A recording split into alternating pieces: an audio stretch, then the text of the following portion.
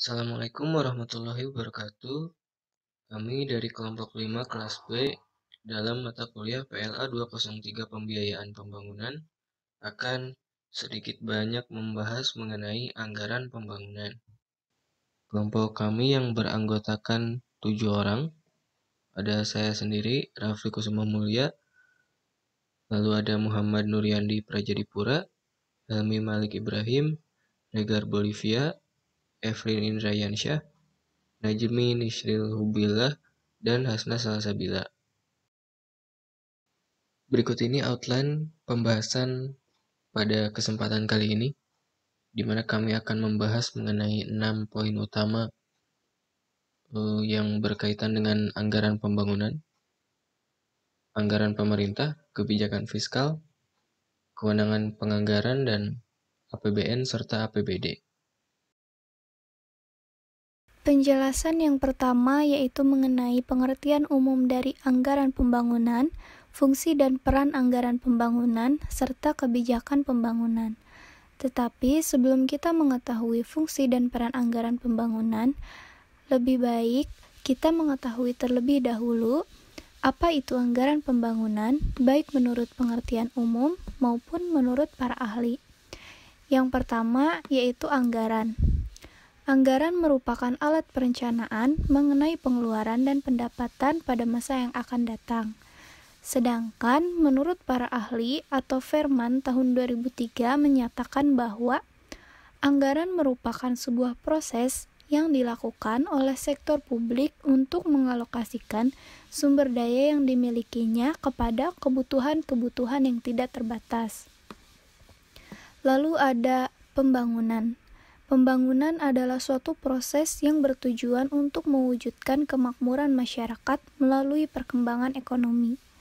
Jadi, dapat kita ketahui bahwa anggaran pembangunan adalah suatu proses mencapai suatu tujuan untuk mewujudkan kemakmuran masyarakat dengan cara mengalokasikan serta mengefektifkan kebutuhan sesuai dengan kebutuhan masyarakat. Setelah kita mengetahui pengertian pembangunan, baik menurut pengertian umum maupun menurut para ahli, pada penjelasan yang kedua kita akan membahas tentang fungsi dan peran anggaran pembangunan. Fungsi anggaran pembangunan ini terdiri dari anggaran sebagai alat perencanaan, yang kedua anggaran sebagai alat pengendalian, yang ketiga anggaran sebagai alat kebijakan fiskal, yang keempat, anggaran sebagai alat politik. Yang kelima, anggaran sebagai koordinasi dan komunikasi. Yang keenam, anggaran sebagai alat penilaian kinerja. Yang ketujuh, anggaran sebagai motivasi.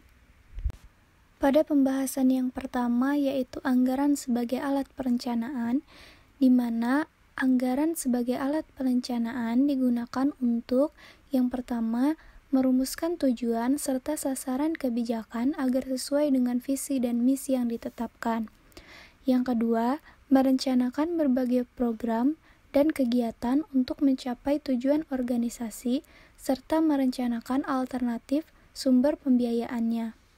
Yang ketiga, mengalokasikan dana pada berbagai program dan kegiatan yang telah disusun. Yang keempat, menentukan indikator kinerja dan tingkat pencapaian strategi. Misalnya, pada suatu organisasi akan melakukan kegiatan, kemudian anggota salah satu organisasi tersebut menyusun rencana apa yang akan dilakukan dan berapa biaya yang dibutuhkan, serta berapa biaya yang dikeluarkannya. Maka, dengan adanya fungsi anggaran sebagai alat perencanaan, suatu organisasi tersebut mengetahui apa yang akan dilakukan dan ke arah mana kebijakan yang harus dibuat oleh organisasi tersebut. Pembahasan yang kedua yaitu fungsi anggaran sebagai alat pengendalian, di mana digunakan untuk menghindari adanya overspending atau pengeluaran yang terlalu besar. Underspending, yaitu adanya penggunaan dana yang tidak semestinya dan salah sasaran dalam pengalokasian anggaran pada bidang lain yang bukan merupakan prioritas. Anggaran juga digunakan untuk memonitor kondisi keuangan dan juga pelaksanaan operasional program atau kegiatan pemerintah.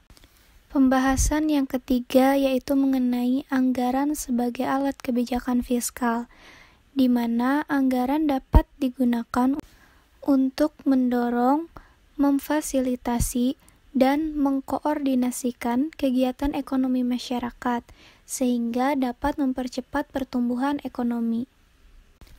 Fungsi anggaran sebagai alat politik. Anggaran digunakan untuk memutuskan prioritas-prioritas dan kebutuhan keuangan terhadap prioritas tersebut. Melalui anggaran juga dapat dilihat komitmen pengelola dalam melaksanakan program-program yang telah dijanjikannya. Fungsi anggaran sebagai alat koordinasi dan komunikasi. Anggaran sebagai fungsi koordinasi, yaitu anggaran merupakan alat koordinasi antar bagian dalam pemerintahan. Sedangkan anggaran sebagai alat komunikasi, yaitu komunikasi antar unit kerja dan lingkungannya. Anggaran harus dikomunikasikan ke seluruh bagian organisasi untuk dilaksanakan. Maka dalam hal tersebut, dalam penganggaran penting untuk mengadakan koordinasi dan juga komunikasi agar mampu mendeteksi terjadinya inkonsistensi atau ketidakselarasan suatu unit kerja dalam pencapaian suatu organisasi, serta berupaya untuk mewujudkan keserasian dalam pencapaian tujuan organisasi. Anggaran sebagai alat penilaian kinerja. Anggaran adalah suatu ukuran yang bisa menjadi patokan apakah suatu bagian atau unit kerja telah memenuhi target baik berupa terlaksananya aktivitas maupun terpenuhinya efisiensi biaya, di mana anggaran merupakan alat yang efektif untuk pengendalian dan penilaian kinerja. Pembahasan yang terakhir yaitu mengenai anggaran sebagai alat motivasi. Anggaran dapat digunakan sebagai alat untuk memotivasi agar bekerja secara ekonomis, efektif, dan efisien dalam mencapai target dan tujuan organisasi yang telah ditetapkan. Peran anggaran pembangunan. Yang pertama, ada anggaran sebagai alat perencanaan dan pengendalian pembangunan. Anggaran sebagai alat perencanaan merupakan alat perencanaan manajemen untuk mencapai tujuan organisasi. Anggaran ini dibuat untuk merencanakan tindakan apa yang dilakukan oleh pemerintah, berapa banyak biaya yang dibutuhkan oleh pemerintah, dan berapa hasil yang diperoleh oleh pemerintah tersebut. Sedangkan pengendalian untuk mengontrol, mengawasi anggaran pendapatan dan pengeluaran pemerintah. Tanpa adanya peran anggaran sebagai alat pengendalian, pemerintah tidak dapat mengendalikan pemborosan-pemborosan pengeluaran yang perlu dikeluarkan oleh pemerintah. Yang kedua yaitu anggaran sebagai kriteria kinerja. Anggaran dipakai sebagai sistem pengendalian untuk mengukur kinerja manajerial. Kinerja manajerial ini adalah hasil dari proses aktivitas yang efektif, mulai dari proses perencanaan, pelaksanaan, penatausahaan, laporan pertanggungjawaban, pembinaan, serta pengawasan. Pentingnya kebijakan pembangunan terkait dengan anggaran pembangunan. Perencanaan pembangunan sangat diperlukan suatu negara dalam mencapai tujuan bernegara. Salah satu alasan penting perlunya sistem perencanaan pembangunan adalah untuk menjamin agar pembangunan berjalan dengan efektif, efisien, dan bersasaran. Jika kita melihat secara umum tentang pembangunan ini tidak akan terlepas dari faktor utamanya yaitu tentang faktor penerimaan dan pengeluaran atau pembiayaan. Semua kegiatan pemerintah selalu membutuhkan pembiayaan. Hal yang dinilai positif dalam hal penggunaan anggaran pembangunan yaitu anggaran pembangunan lebih besar daripada anggaran belanja lainnya. Karena hal tersebut mengindikasikan bahwa anggaran yang demikian sangat bermanfaat untuk mempercepat pertumbuhan ekonomi negara. Jika terciptanya pembangunan, maka akan tercipta juga efek dan kontribusi pada perekonomian suatu negara. Anggaran pembangunan ini disusun untuk mencerminkan pola-pola kebijakan, prioritas-prioritas, dan program-program pembangunan untuk setiap tahun anggaran. Hal ini dimaksud agar perencana penyediaan biaya terarah kepada pelaksanaan suatu program dan setiap program diperinci dalam proyek-proyek. Dengan hasil positif yang sangat berpengaruh terhadap perekonomian tersebut, maka untuk mewujudkan terciptanya percepatan pertumbuhan ekonomi, kontribusi pada perekonomian negara, program yang tepat sasaran dan terarah, tidak adanya pemborosan dana, terciptanya perencanaan yang bekerja secara efektif, efisien, dan ekonomis, maka perlu adanya kebijakan dalam pembangunan guna untuk menghindari hal-hal negatif yang akan terjadi, serta dapat memprioritaskan terlebih dahulu pembangunan mana yang harus didahulukan, sehingga pengeluaran dana yang dikeluarkan bekerja secara efektif dan efisien. Juga tidak akan terjadi pemborosan dana pada pengeluaran pemerintah. Jika tidak adanya kebijakan pembangunan terkait dengan anggaran pembangunan, maka hal tersebut yang akan terjadi. Pengeluaran dana pemerintah yang terus-menerus meningkat akibat dari banyaknya kebutuhan masyarakat yang harus dipenuhi oleh pemerintah, di mana dengan tidak adanya kebijakan dalam pembangunan akan membuat tidak adanya batasan seseorang atau masyarakat untuk melakukan hal apapun, termasuk mendesak pemerintah untuk melakukan apa yang masyarakat tersebut inginkan.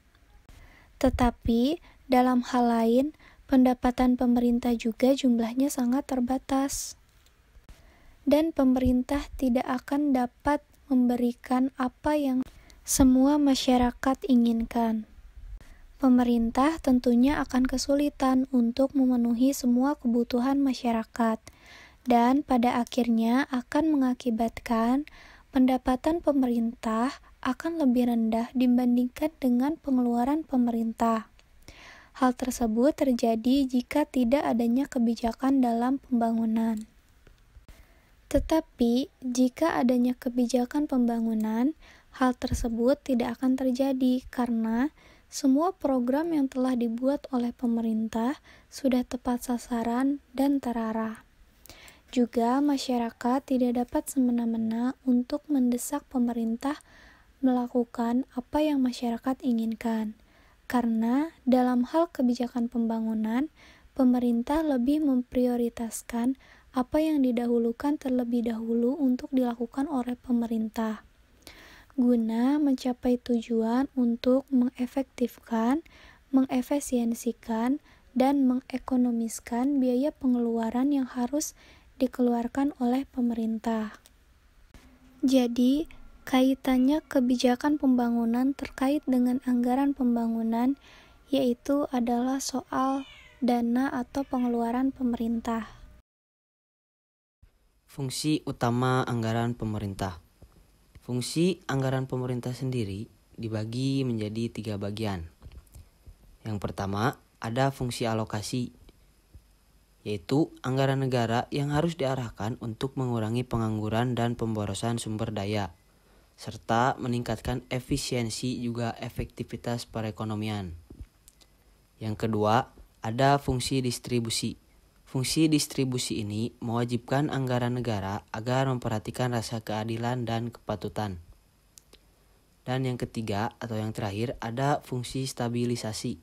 Fungsi stabilisasi ini menjelaskan bahwa anggaran pemerintah menjadi alat untuk memelihara dan mengupayakan keseimbangan fundamental perekonomian negara.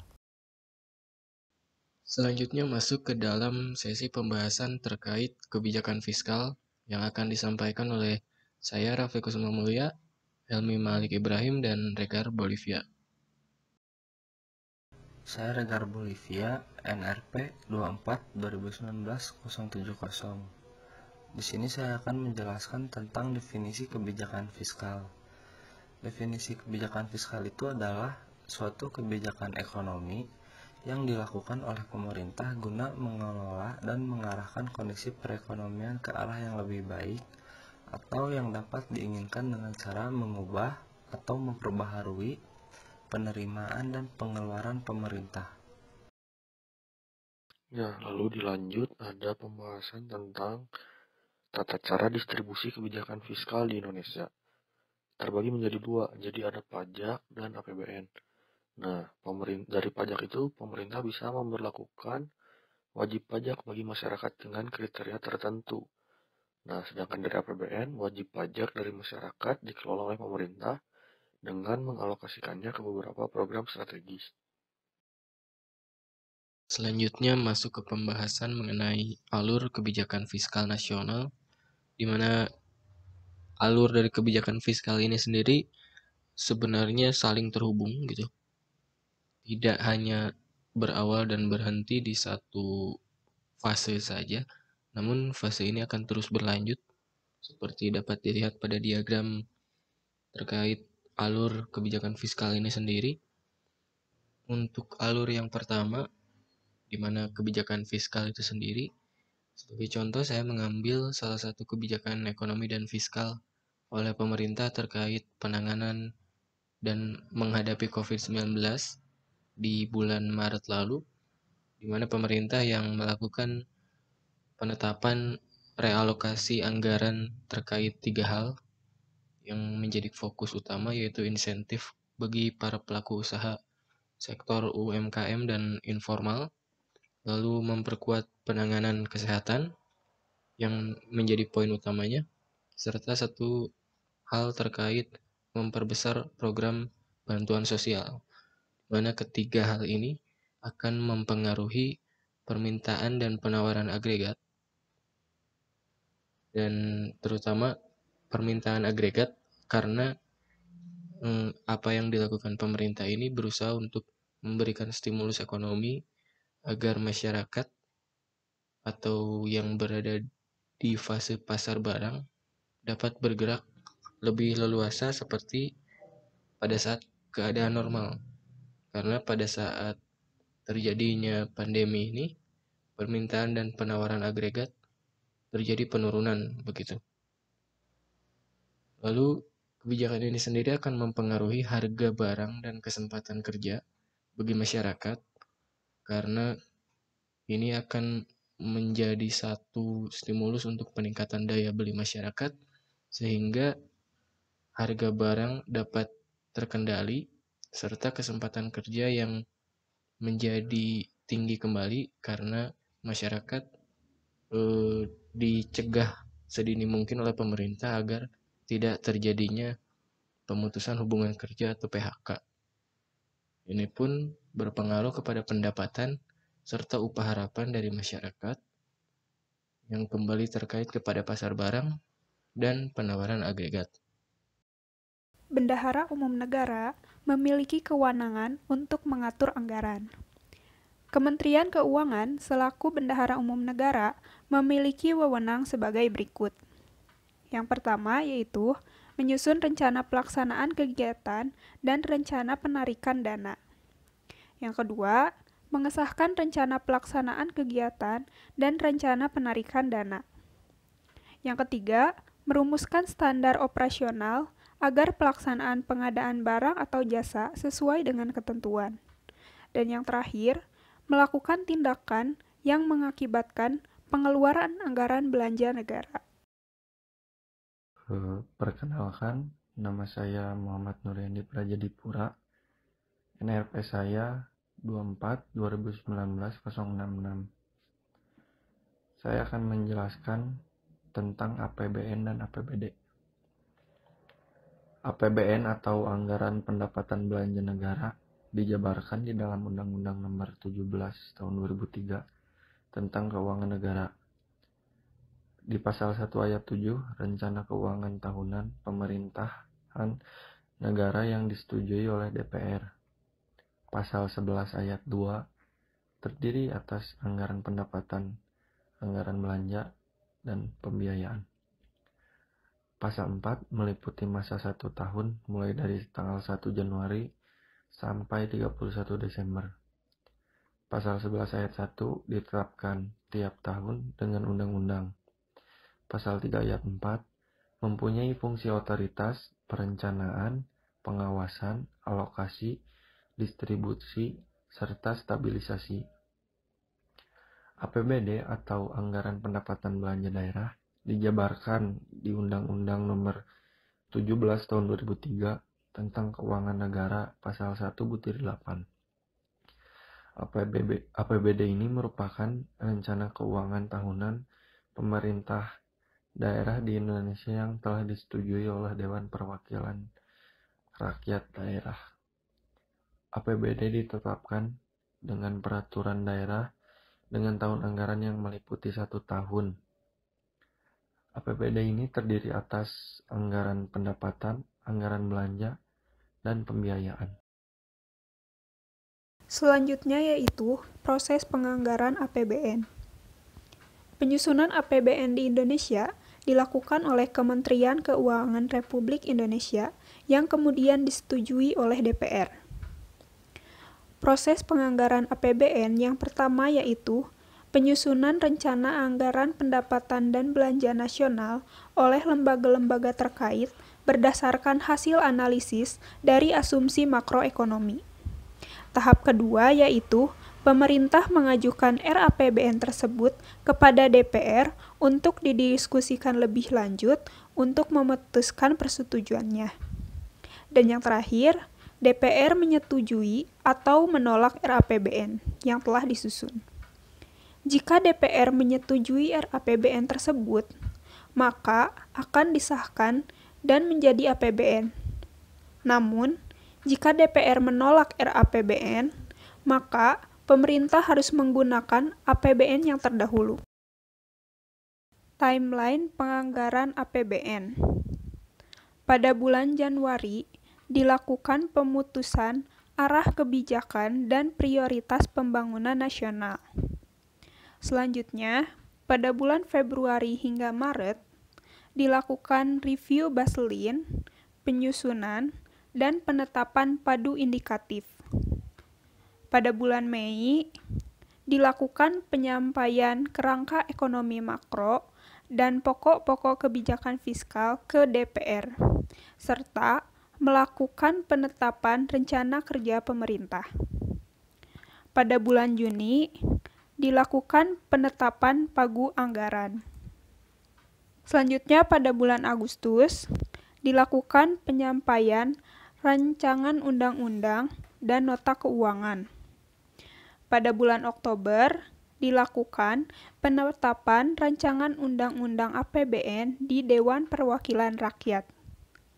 Pada bulan November, dilakukan penetapan peraturan presiden rincian APBN. Pada bulan Desember, dilakukan penetapan daftar isian penggunaan anggaran kementerian atau lembaga dan kementerian non-kementerian atau lembaga. Pada bulan Januari, dilaksanakan anggaran dan program kementerian atau lembaga dan non-kementerian atau lembaga. Yang terakhir yaitu proses penganggaran APBD.